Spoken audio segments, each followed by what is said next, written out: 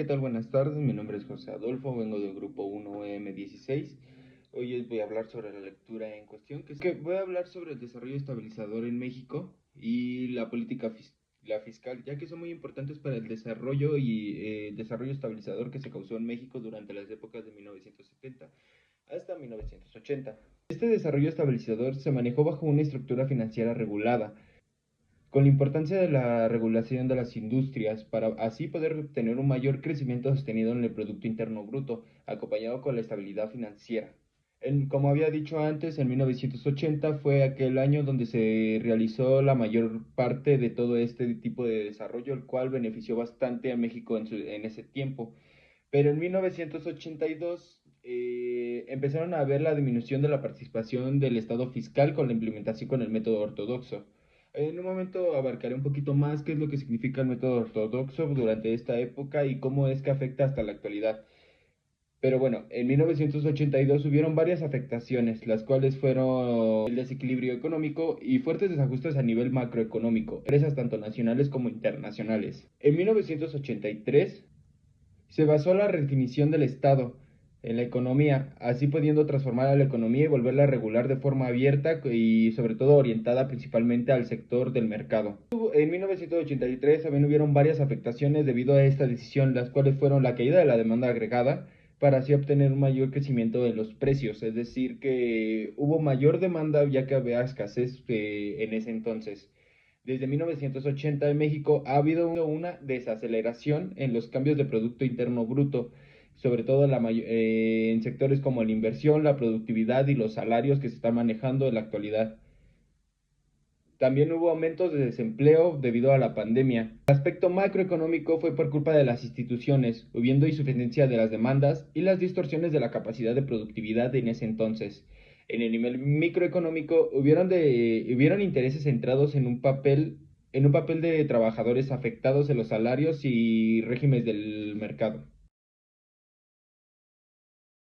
Ahora les voy a hablar de los diferentes tipos de teorías y enfoques que se manejaron durante este tiempo, las cuales nos ayudan a entender cómo son los cambios en nuestra época actual. Cada una de estas teorías tiene diferentes bases y están fundamentadas principalmente por el sector de los salarios durante esta época.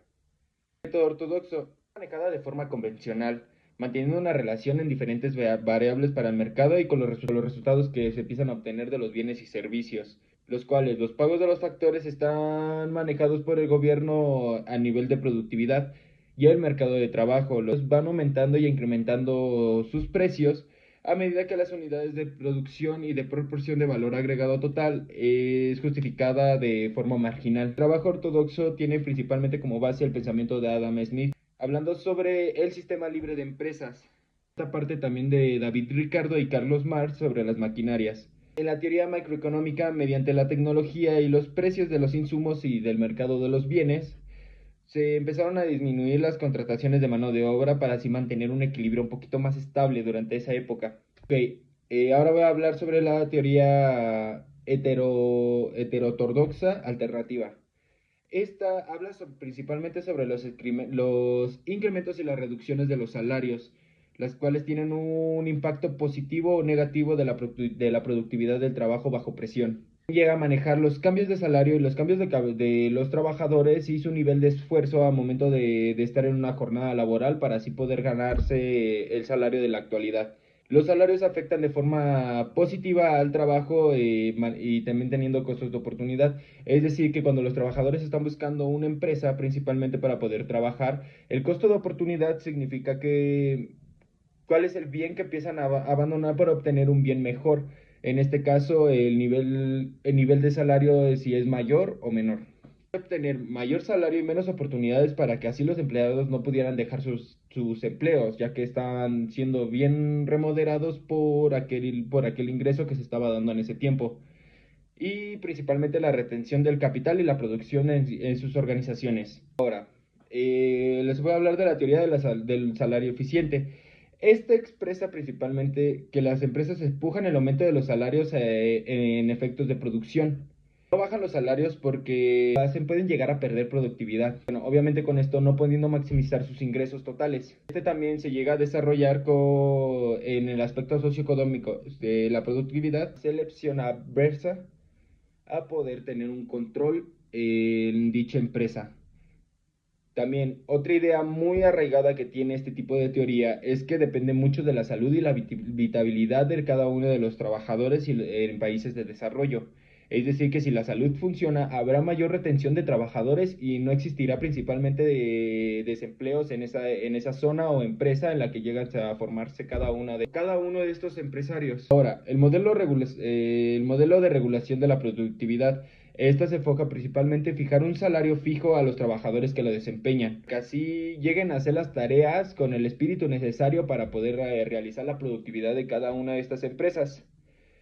Es decir, los trabajadores optarán con un nivel de intensidad las cuales le funcione a la empresa y le funcionen a ellos para poder realizar su trabajo de mayor gana y así causando el desempleo. Bueno, si llegan a haber desempleo no serían de forma involuntaria sino voluntaria. Como ya lo sabemos, entre más satisfechos nos sentimos en un lugar, es menos probable que nos queramos ir de él. Y este es el propósito principalmente de los salarios de eficiencia, que los trabajadores lleguen a trabajar no regalando, por decirlo así, sino haciendo un intercambio de fuerza de trabajo, el cual le funciona a las empresas y le funciona a los trabajadores. Así no existiría el desempleo en las empresas. Tenemos el modelo de la selección adversa. Esta juega con un papel muy importante en los salarios, ya que determinan un salario superior al resto de las empresas. ¿Con qué intención? Con que las empresas jalen a las personas y estén satisfechos por el nivel de salario que tienen en esa empresa. No busquen principalmente otras empresas para poder satisfacer esa necesidad de tener un buen salario para sustentarse. A medida como van pasando estas cosas, siempre se llegan a buscar mano de obra calificada, es decir, la mano de obra que nos sirve principalmente para poder lograr nuestro objetivo. Así como va pasando el tiempo, llegan a existir diferentes formas de escasez durante la mano de obra calificada. Entonces, con el tiempo, este tipo de modelo no es del todo rentable para las empresas, ya que como se llegan a perder diferentes manos de obra calificada, se empiezan a optar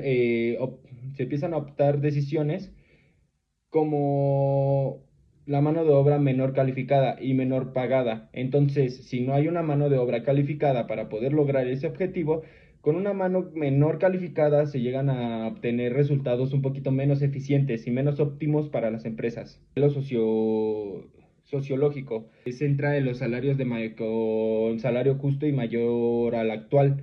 El salario mínimo, que cuál es como de 285 pesos. Este tipo de modelo opta por tener un salario superior al salario mínimo de la actualidad, así pudiendo obtener mayores salarios con menos esfuerzos de trabajo y mayor equilibrio entre los trabajadores en la empresa. Obviamente, esto también nos resulta de lo mayor rentable que se puede ser, ya que entre más se lleguen a pagar, la gente puede aprovecharse de dichas decisiones. Entonces, en este caso, estamos viendo el análisis de mayor salario y mayor productividad, la cual es, por decirlo así, un poquito un mito.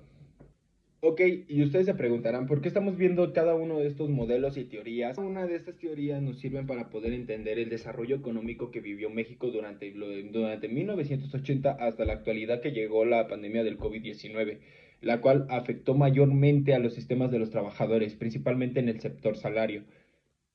Las personas que viven dependiendo, bueno, en la actualidad los salarios y la productividad en México ha cambiado bastante, ya que las personas viven dependiendo de cuánto es lo que ganan y cuánto pueden pagar sus ingresos. Esto se fue agravando principalmente por la contingencia de salud que hubo en el 2020 hasta el 2022.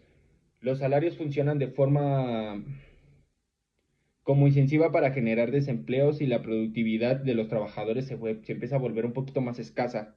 Las empresas realmente no funcionarían si no hubieran personas las cuales les satisface el salario para poder trabajar lo que tengan que trabajar y así también poder sustentarse en su vida diaria. En ese aspecto, los salarios son muy importantes para poder pagar los impuestos, tanto como de los trabajadores como de los empresarios. Es importante recalcar que el trabajo ortodoxo, heterogéneo y homogéneo son muy importantes para así poder ocupar un mayor nivel de productividad en nuestro país y principalmente en cualquier sector económico. Aunque ambas buscan más que nada de forma más compleja llegar al equilibrio del trabajador y el empresario, se nos hace más viable que la heterogénea, ya que nos ayuda a lograr la productividad necesaria para poder tener una estabilidad económica. Teorías alternativas de los salarios altos llegan a motivar a los trabajadores y así favoreciendo parte de los trabajadores y parte de los empresarios.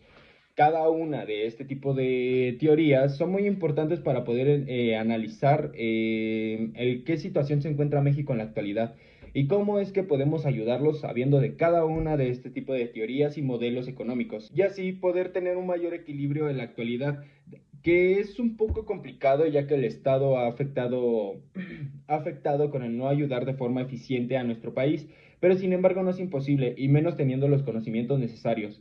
Entonces, cada uno de este tipo de trabajos se ha manejado de forma indirecta y directa en la actualidad y sobre todo en el sector pandemia, las cuales buscaron diferentes soluciones para poder mantener la estabilidad de México a pesar de tener una crisis sanitaria bastante fuerte.